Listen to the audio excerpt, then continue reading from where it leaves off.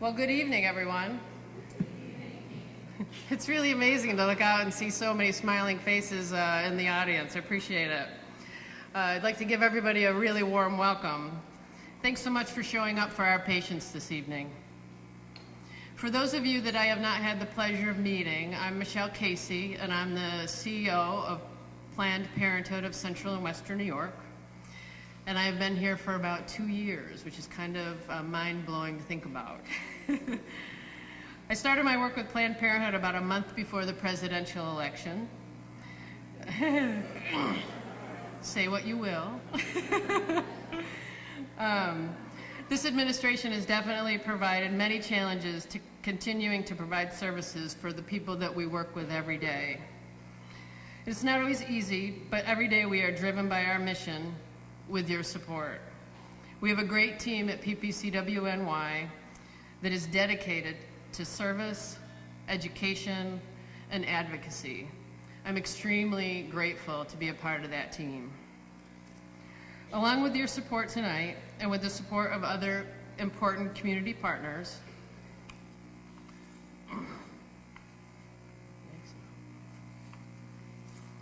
we have served roughly 24,000 people, had 42,000 patient visits, 24,000 survivors of sexual assault received care, and about 7,000 youth stopped into PPCWNY teen drop-in centers this year.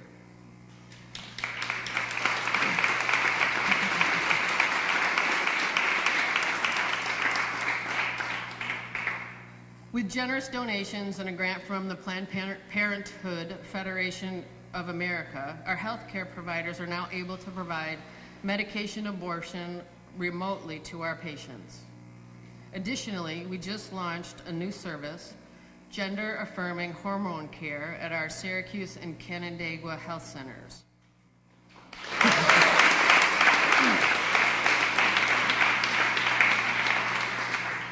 All are definitely welcome at Planned Parenthood. These services are critically important to expanding care to more people and to ensuring better access to the communities who need us most. Also, you may have seen information about our Promise for Tomorrow Society during the reception. As a current Promise for Tomorrow Society member, I encourage you to take a look to read more about it and to contact any of our staff for more information. It's a really rewarding thing to be a part of. We will have more pledge cards available at the end of the program if you wish to sign up.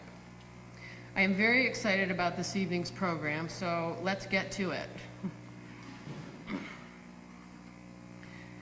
Now, for one of my favorite things, we're going to recognize some people who have truly shaped our mission. Known for her unfailing graciousness, tenacity, and dedication, Katherine Roundtree never gave up or backed down from her convictions. Katherine knew the political process is key to social change, and she was one of the founders of Monroe County's Pro-Choice Political Action Committee, the precursor to our statewide advocacy group. This Monroe County PAC issued an annual voter guide and financially supported pro-choice candidates long before other state and national organizations were doing so. To honor Katherine's legacy, PPCWNY presents the Katherine Roundtree Advocacy Award to a group or individual who exemplify this history to ensure access to family planning and abortion care in our community. Tonight, it is my great pleasure to present this award to Ellen and Frank Hagelberg.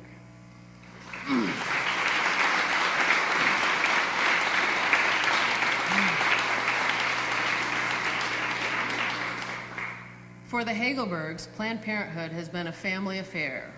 Frank served on the board from 1976 to 1982. You may have heard him joke, the minutes were carved into stone tablets.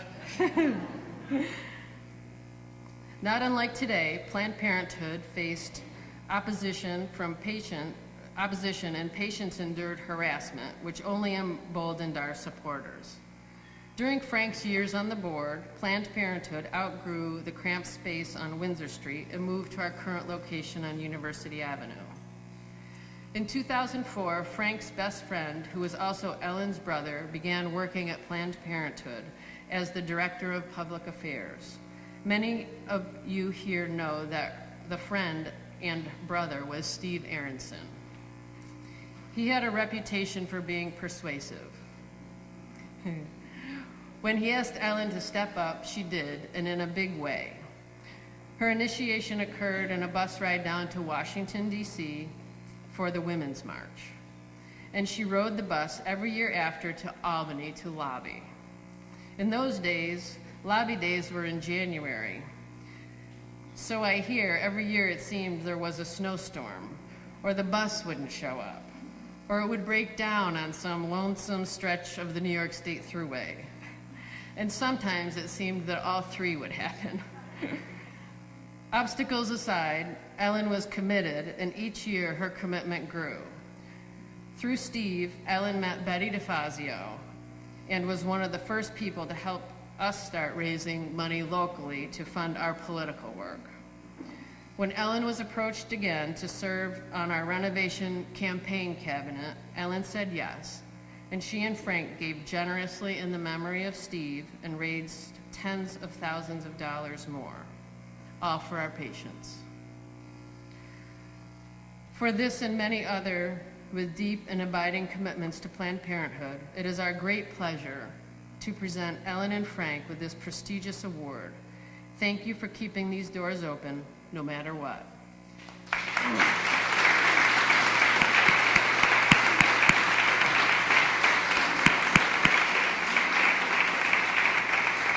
Now I think we're fortunate enough to have a few remarks from Ellen and Frank. Yes?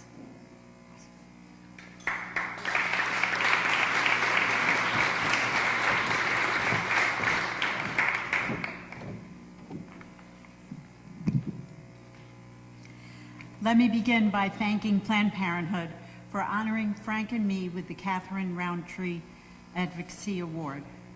As a girl growing up in Queens in the 50s and 60s, birth control was something you simply arranged or had arranged for you. In most cases, there was little need for other women's health services, and when there wasn't a lot of talk about it. So public advocacy was not at the forefront of our daily lives in Jamaica High School, at SUNY Albany, or at Queens College. Everything seemed relatively quiet, and obtaining services or reacting to having those services taken away was not something I frequently encountered or heard about. But obviously that advocacy was going on, resulting in wide recognition of the need for women's health services. Great strides in both the legislative and judicial spheres changed the world we lived in. But as those steps were taken, the opposition from other segments of society began to grow. In the mid-70s, after we moved to Rochester, Frank began his involvement with Planned Parenthood. He deeply admired the men and women who were making things happen in our community, several of whom remain active with the organization. Planned Parenthood became an even closer part of my life when my brother, Steve Aronson, became Planned Parenthood's director, and the way I heard it was Director of External Affairs. Never quite knew what that meant, but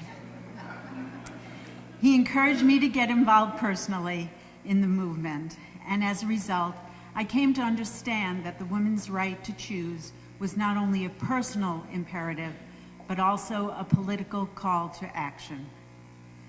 Steve persuaded me to attend the 2004 March for Women's Lives in Washington, and I had a front row seat to what activism and lobbying are all about. As Michele said, it's not glamorous. You get on a bus early in the morning for hours and hours, rally with like-minded women and men, meet with elected representatives, and then get back on the bus for a long ride home. You learn a lot about the political process by meeting with people who are sympathetic to your views and with people who are not. You form bonds with other people who share a common goal. And you deeply absorb the realization that there are some things, they're called rights, that should not and cannot be taken away. As I began to attend Planned Parenthood lobbying days in Albany and to participate in the Planned Parenthood Action Fund, I became more and more convinced that our voices do matter, and so do our dollars, and so do our votes. We thought at the time that the political climate was challenging. Little did we know what would lie ahead. That our country, through its elected officials and through its judiciary, would mount a concerted effort to curtail and eliminate the rights people like Katherine Roundtree fought for so vigorously. Staying informed and continuing to participate is not easy. In fact, it can be incredibly frustrating. But it's also an important priority in my life, and I intend to continue to make sure that women who need health care can receive health care. And that's what Planned Parenthood makes possible. It's what Planned Parenthood is all about. I know I'm preaching to the choir, but I know all of you recognize there's simply no choice but to stay involved and to continue our political and other supporting efforts. Our children and grandchildren deserve no less. And how lucky we all are to be able to carry out our activities in the company of wonderful people like you. Thank you.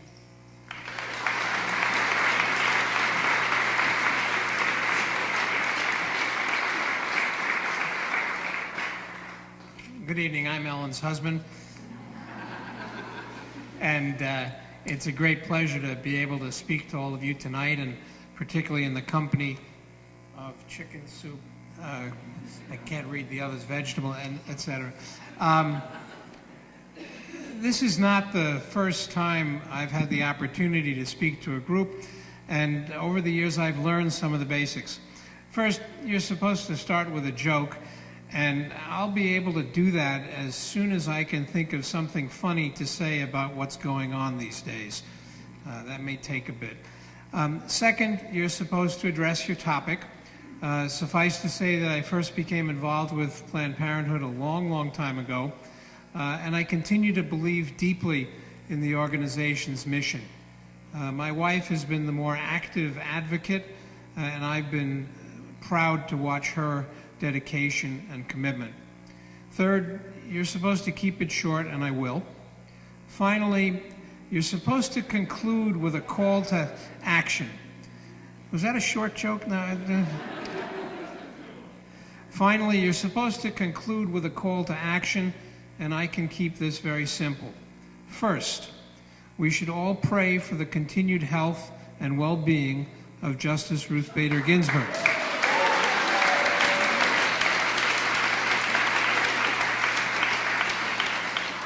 And second, vote, vote, vote, vote, vote.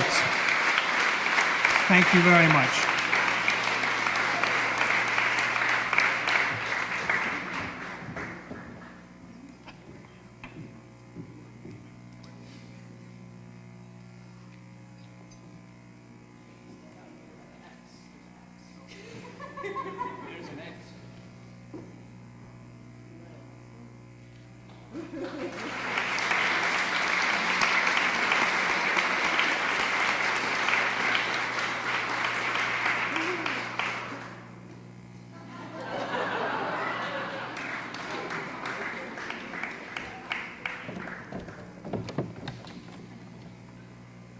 That look was, what am I, chopped liver?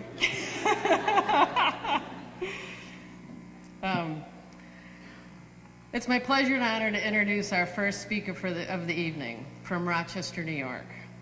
Rachel McKibbens is a Chicana poet and two-time New York Foundations for the Arts Poetry Fellow.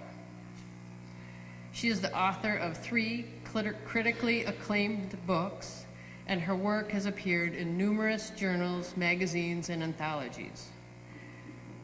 Rachel currently teaches creative writing and lectures nationally as an advocate for mental health awareness, gender equality, and victims of sexual abuse. In 2012, Rachel founded the Pink Door Writing Retreat, the only annual retreat in the U.S. held exclusively for writers of color who are women, femme, trans, gender variant, and non-binary.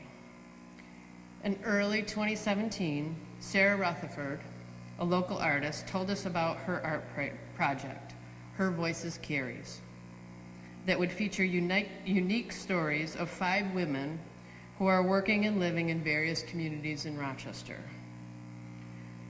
She wanted to feature Rachel on our wall outside of our University Avenue Health Center. We were honored to be one of the locations picked and that Rachel would be featured on our wall. Each woman was photographed, interviewed, drawn, and painted. The project comprises a series of murals located throughout 5 sections of the city. This series emphasizes the commonalities of our human experience through the leadership of empowered women. Along with the mural, Rachel wrote a quote to our patients. "Your body is your story, its chapters full of adventures, hardships, and living, and only you can write it." It's beautiful. Let's give a huge welcome to Rachel McKibbens.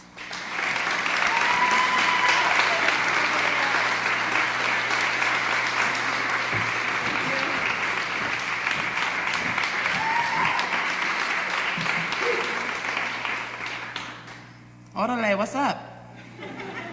How y'all doing? My daughter just texted me wildly. The Spirit Room, which is a very brand new bar and venue that we opened up, got Best New Bar from City Paper. And the reason why, at least for me, that is important is that we do a lot of work in the community to make sure that we always have proper representation, not just on our stage, because we are also a performance venue, but also as, you know, our coworkers and employees. We have 3 trans doormen. We have an all-queer, femme, and non-binary or trans kitchen. And, you know, I think that the hiring practices need to reflect the ways in which you want to really show up in the world. If someone had told me back when I was 16, stuffing my backpack with condoms provided to me by Planned Parenthood, that I would one day have my face on the side of one of its buildings, I would have rolled my big eyelinered eyeball at them and cackled, of course. So today I'm extremely humbled, still a little shocked, by the vision. The mural on the university building isn't just some, you know, lovely airbrushed artwork of my double chins taking up space on the bricks. The mural features a queer Chicana woman and mother of 5 who lives with mental illness, who has had 2 abortions, and is unapologetically loud about all of those things.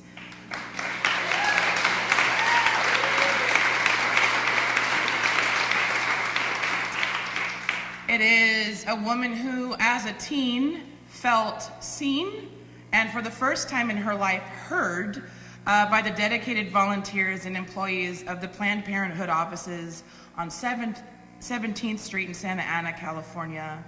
A woman who has used the services of Planned Parenthood for close to 25 years.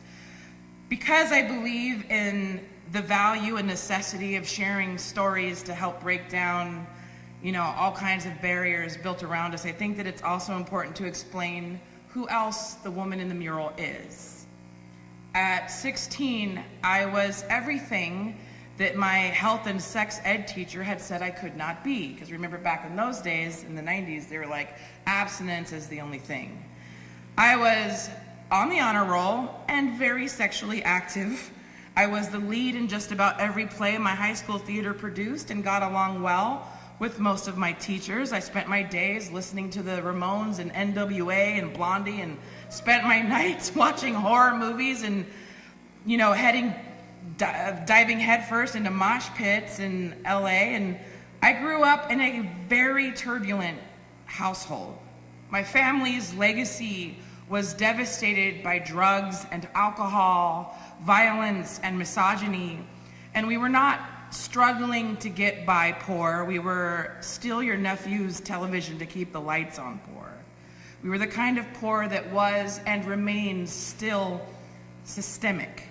Think food desert, think gang-related, think playgrounds with syringes found in the sandbox, think Catholic shame and real-world oppression, think hunger-induced violence, think desperation crime spree, think 3 strikes laws, think 7 to 10, think garage healthcare, pull and pray birth control and backyard dentistry.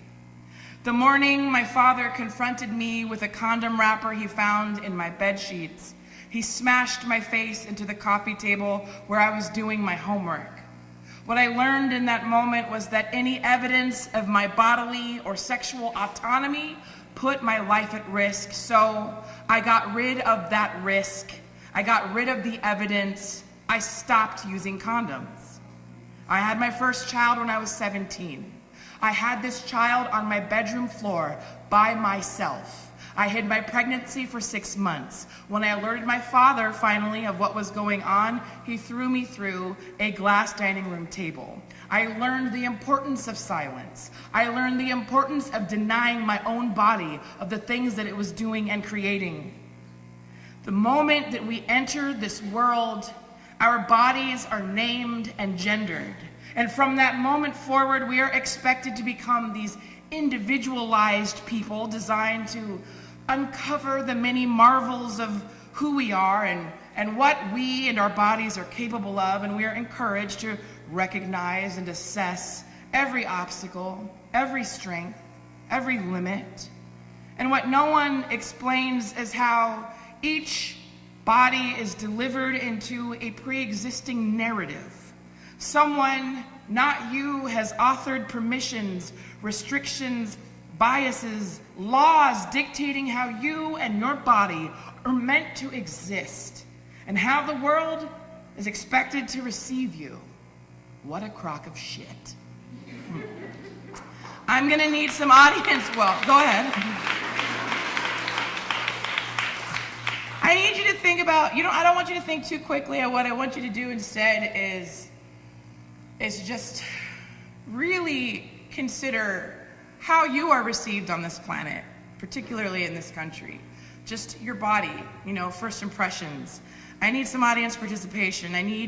Raise your hand if you reside in a body that is valued in America.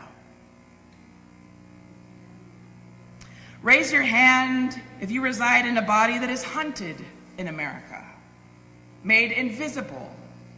Raise your hand if you reside in a body that defies social norms.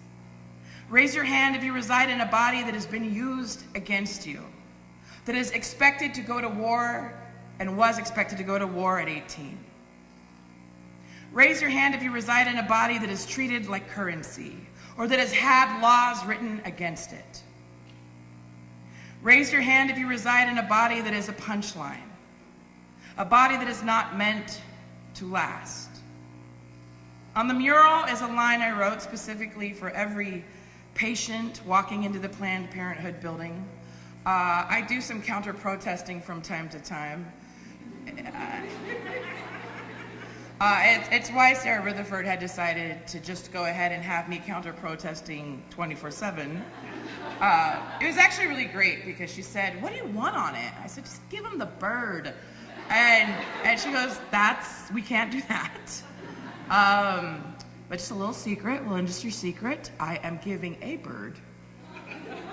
Look carefully next time you drive by.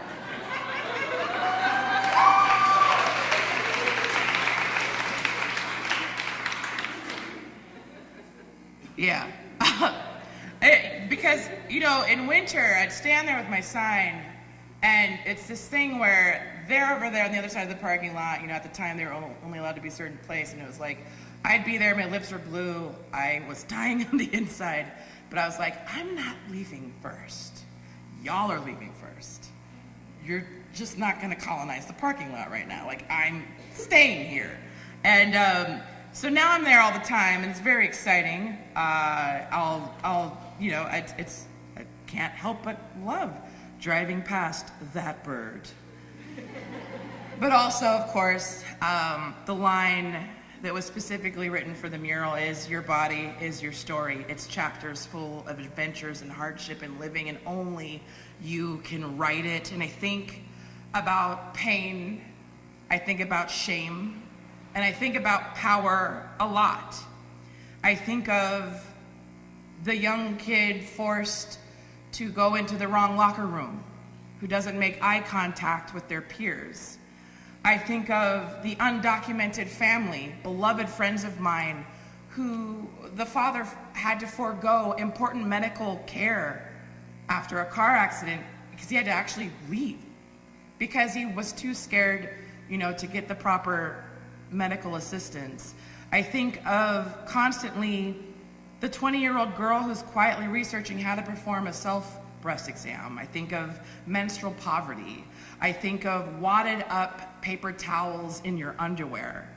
I think about students too busy worrying about their next meal to ever consider that their voice should be very much a part of our cultural narrative. I think about the motherless young girl raised by a single man who never learned about menopause until her late 20s. I didn't know about that, and at that time I had 3 children. What life can I step into now that I know the full and feral power of myself and that my body is mine? It's not a life expected of me. It's not the polite version gutted by societal expectations or religion or government. No, I am large and I'm complicated. I'm loud and I'm a funny bitch.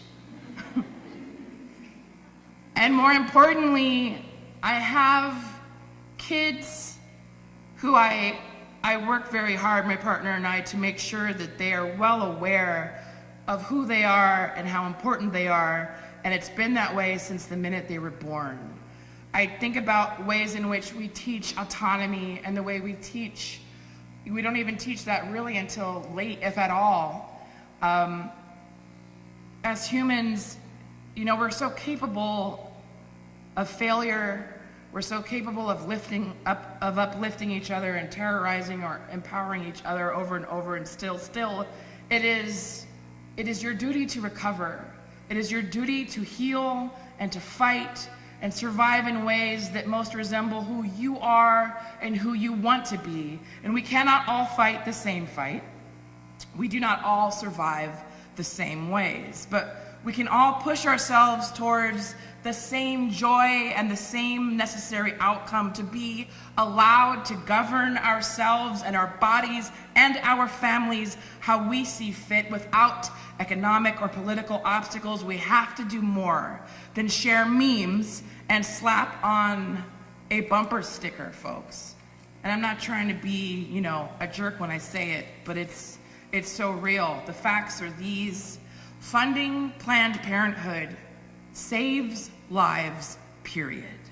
When you empower women, when you empower specifically Black and brown women of communities and other marginalized people who are socially and economically vulnerable, you are helping communities thrive on their own. I'm not talking about white savior complex where you can come in and swoop in and save the day. We have to empower communities to be able to help themselves and their families and create a new legacy, a new culture, right, of uplift and strength.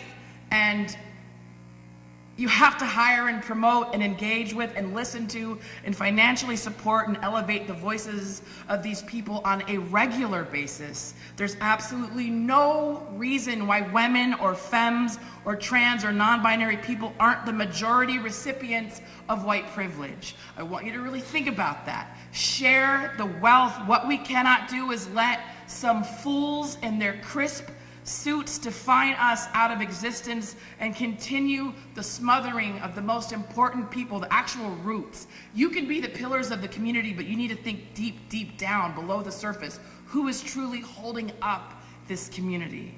We are everlasting. We have existed long before their laws, and we, the misfits and witches and weirdos, will exist long after said laws are obliterated. I'm going to move into a poem now. Well, this lady stopped talking. Never stop, never stopping.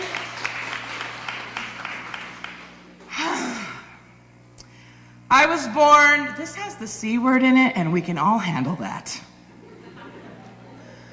I was born one body part at a time. First, the scalloped middle, blue-roped torso, eyes, nose, and ears blood-licked. Then, the blur of this electric mouth, the wet unfolding of my arms, legs, and fists. The last, of course, was this cauldron of a cunt. The nurses delivered me to my parents on a dinner plate. My young father howled. My mother thinned down to a milkless shadow I've always been, a God-hammered girl. Dirty as a turnip, I crawled into the blind center of the earth, a worm built to outlast the swallow. When I was young, I kissed the girls too hard, riddled my tongue with the father's profanity. I thought that this was how to become a boy. The bent daughter of a six-fisted man, I wanted the safety of a cock, permission to roar. Dumb as the moon, I knew nothing of my girl body other than the violence it ignited, how my bones reeked of motor oil, my every opening a socket to blacken each thieving finger. Who would ever choose to be the damaged house? Better to be the demolition, gender, cinder block, and dog rotted. I strutted the world, turned the mirrors, and swore off every version of myself. It wasn't until the third time my body was taken from me that I learned how to love it. And now I walk the streets, forcing men into uncomfortable eye contact. You want to fuck with me? I want to fuck with you. What greater burden, what more unconquerable revolt is there than that of a resurrected woman? Ripe with vengeance, I termite. Tomorrow, button my blouse with a dozen kitchen knives and cast your dreamless skulls into the cemetery soil, and that is just breakfast. I own my blood. What you borrowed, I will come back for. Scratch your name into a coffin nail, bind it in hair and wax, an ungentle ceremony for your ungentle hands, O captive. My captive, I have coined your suffering song, have driven you back into your hellish light. Let the drilling of the worms be your only sermon, the wasting of your flesh, a salvaged song. Listen, anything holy is not reversible. There isn't a man alive who could undo me.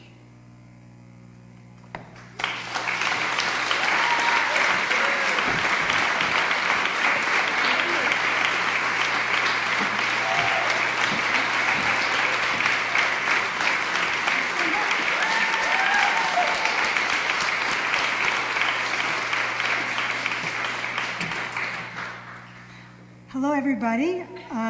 Thank you, Rachel McKibbens, for being here and speaking so beautifully. It was wonderful. And thank you, everyone, for joining us tonight. And all of you, supporters, staff, board members, former board members, for supporting Planned Parenthood. I am Deborah Goldman. I am the board chair of Planned Parenthood of Central and Western New York. This evening, I have the honor of introducing our keynote speaker, Angela Ferrell-Zabala. Angela is the National Director of Strategic Partnerships for Planned Parenthood Federation of America, ensuring that real lived experiences and needs of communities of color, particularly Black women and girls, are centered in the strategies of the organization, Planned Parenthood. Angela has come here tonight to talk with us more about the concept of reproductive justice. and what we can do as individuals to remain accomplices in this work. Reproductive justice is the blueprint and pathway that guides the connection between health and justice. It is our hope that Planned Parenthood of Central and Western New York continues to focus on this topic and supports those organizations who are doing work in support of reproductive justice in our community. It is not enough just to stand with these organizations, but we need to show up when we're needed. Thank you, Angela, for taking the time to be with us tonight. And with that, I would like to introduce Angela Ferrell-Zabala.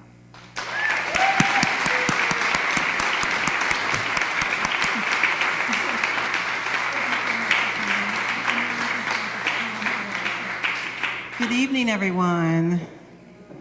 Come on. Come on. First of all, can we give another round of applause to our Katherine Roundtree Advocacy Award recipients, Ellen and Frank. Thank you so much. Thank you for your tireless work and dedication and everything you do against all odds for Planned Parenthood and the patients who depend on us. And can we give some love and adoration to Rachel McKibbens? Girl, who decided to put me after you? That was very cruel. But I'd like to just lift up that art is a critical infusion in our work, in our culture, in our society. It's not a nice to have, but it's a must have. It has the power to heal, connect, and build the kind of consciousness that we need to make the kind of change that we want. Thank you, Rachel. Appreciate it. And thank you so much to Michele and the rest of the PPCWNY, we love acronyms, family. And of course, thanks to all of you for being here tonight. My name is Angela Ferrell-Zabala, National Director of Strategic Partnerships with Planned Parenthood Federation of America, and I'm thrilled to be here with you tonight, and it's very awkward that myself is peeking over my shoulder.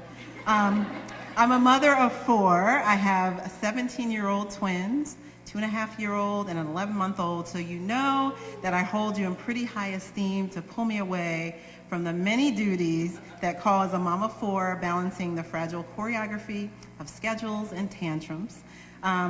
You may be asking yourself right now, who are you? And what is it that you've come to say to us this evening for roughly 20 minutes? Well, I like to think that I had an average kind of upbringing that most probably experience. I'm the oldest of 3 girls. My mom secretly wished for 3 boys because she thought it'd be easier. Surprise, here we are. I love to tell her you may not get what you want, but you always get what you need, and she did need the 3 of us. I grew up in a working class family, born in Philadelphia, Pennsylvania.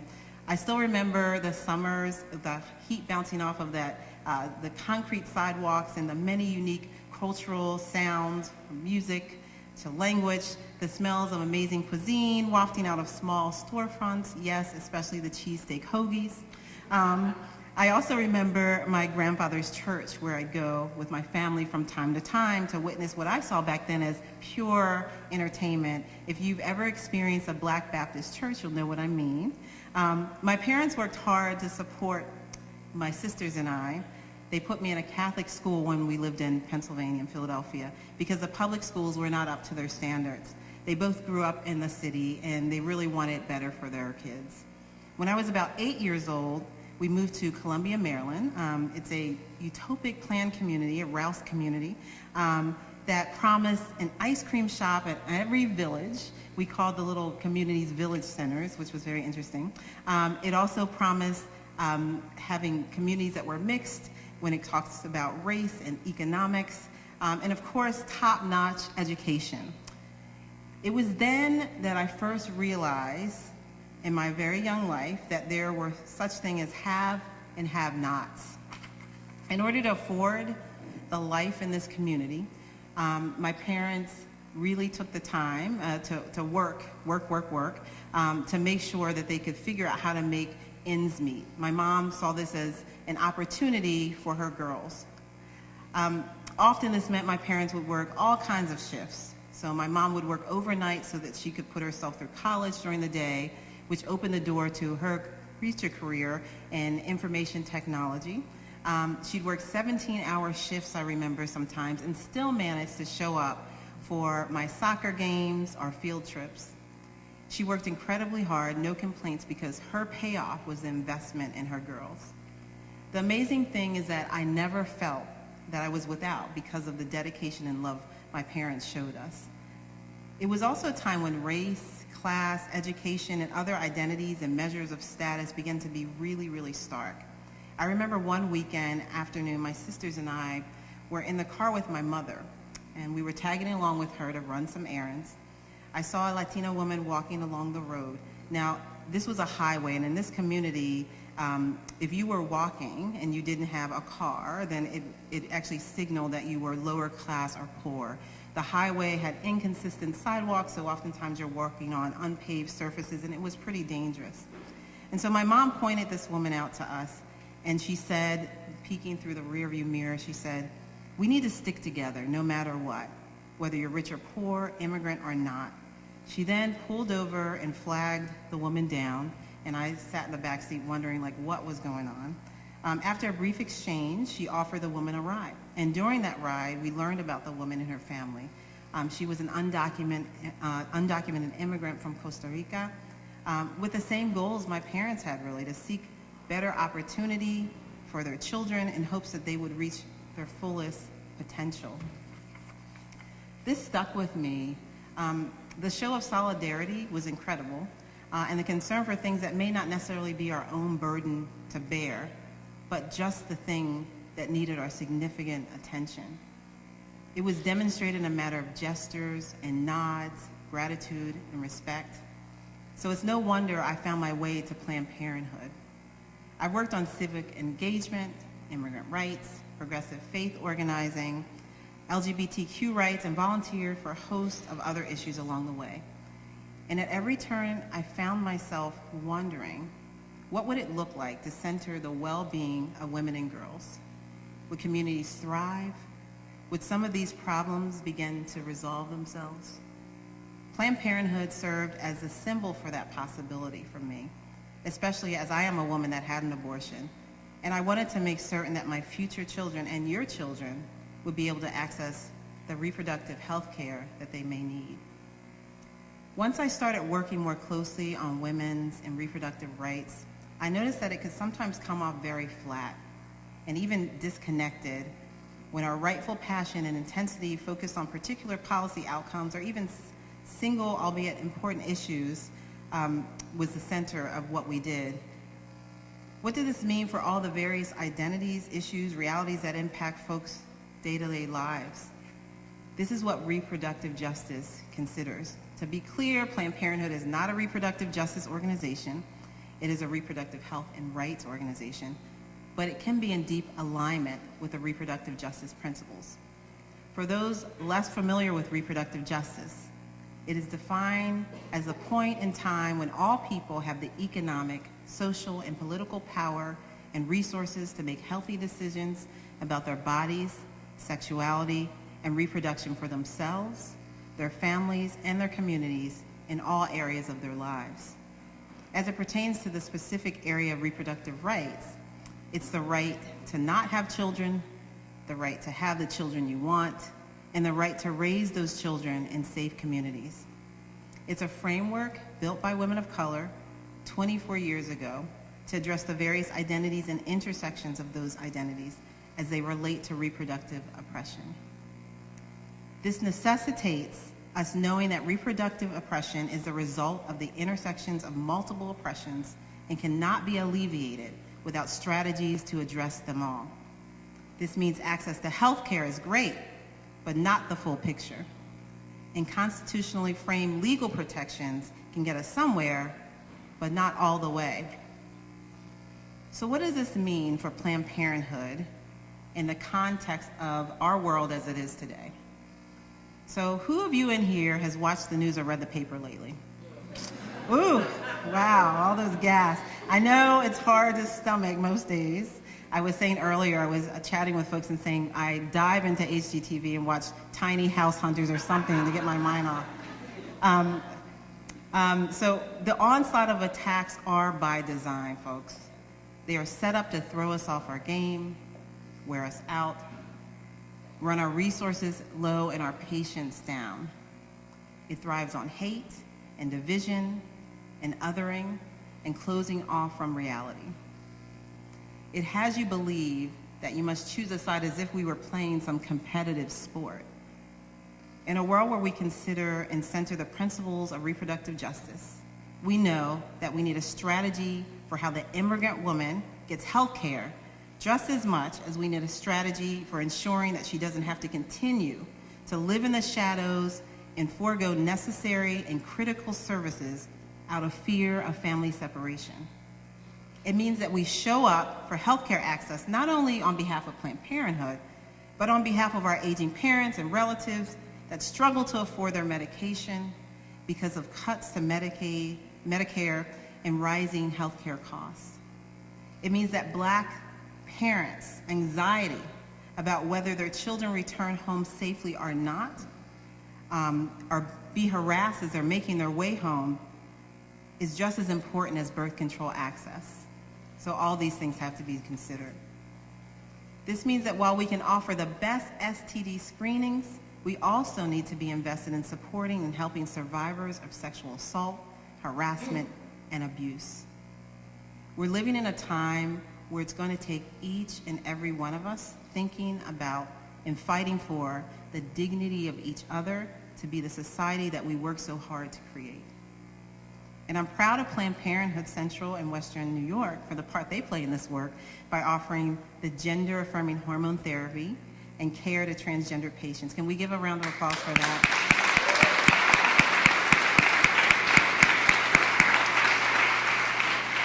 That is no small thing, especially in a time that some folks would like nothing more than to erase trans and gender nonconforming communities.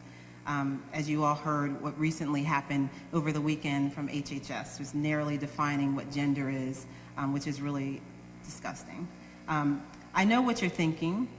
How can I help to continue this important work? I see all the heads, so all, you know. Well, I can make it really plain for you.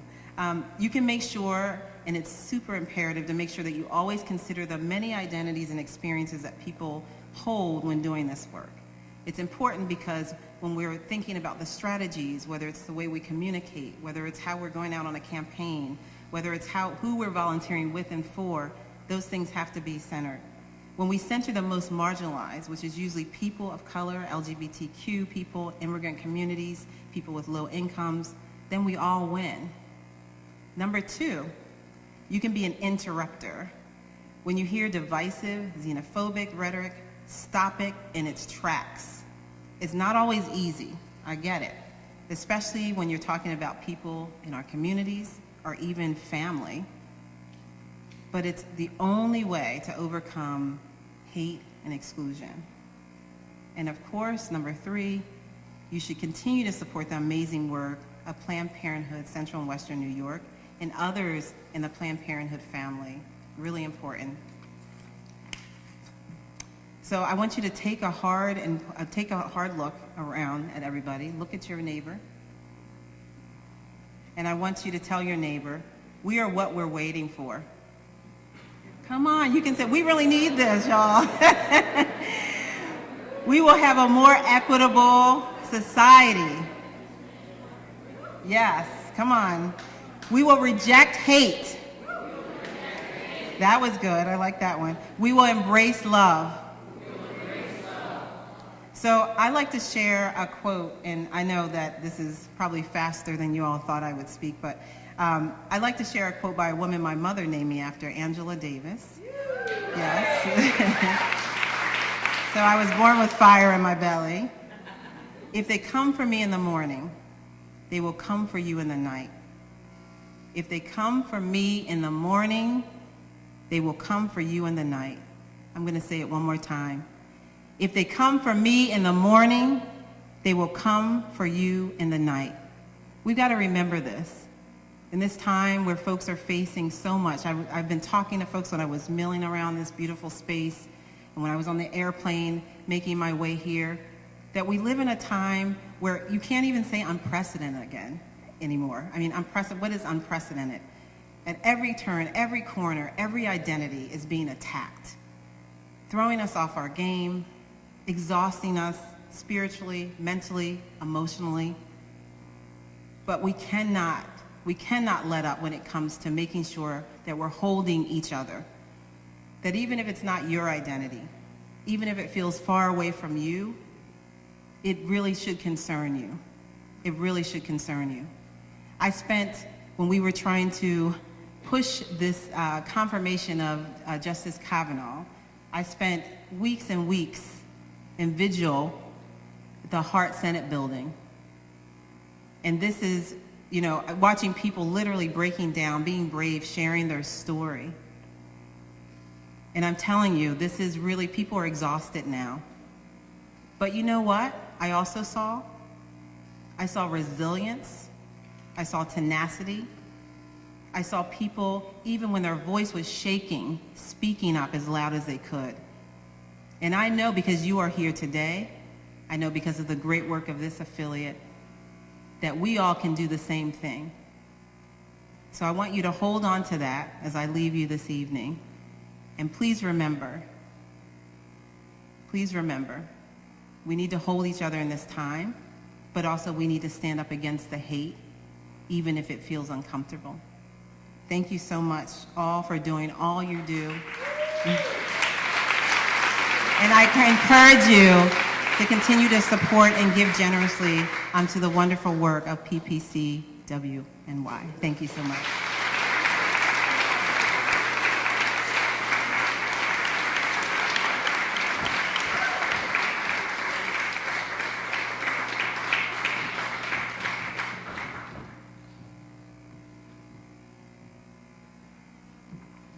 Well, I know for one that I'm gonna walk away with my spirit lifted tonight, and it was sorely needed. So I really appreciate our speakers this evening and the Hagelbergs. It's really been an enjoyable evening for me.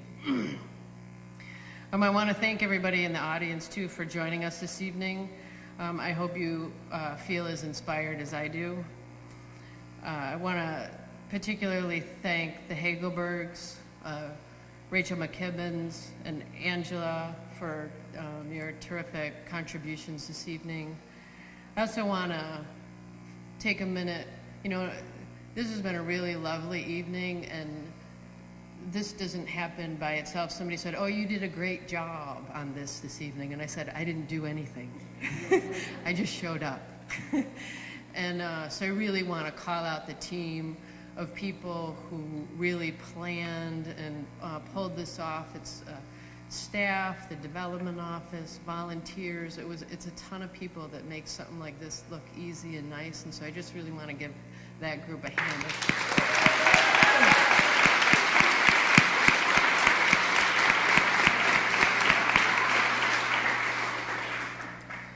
And on your way out, you can please feel free to take a Ways You Can Help card from one of our wonderful volunteers this evening. For those of you who are attending the VIP dinner, our volunteers will help you navigate your way to the main showroom for your dinner. It sounds like there'll be like cars or something, I don't know, like let's make a deal, I don't know. It's exciting though. And to punctuate the point, I know it's already been said by Frank, but you know, November 6th is coming. Vote, vote, vote. Remind other people to vote. So thank you so much for your time this evening.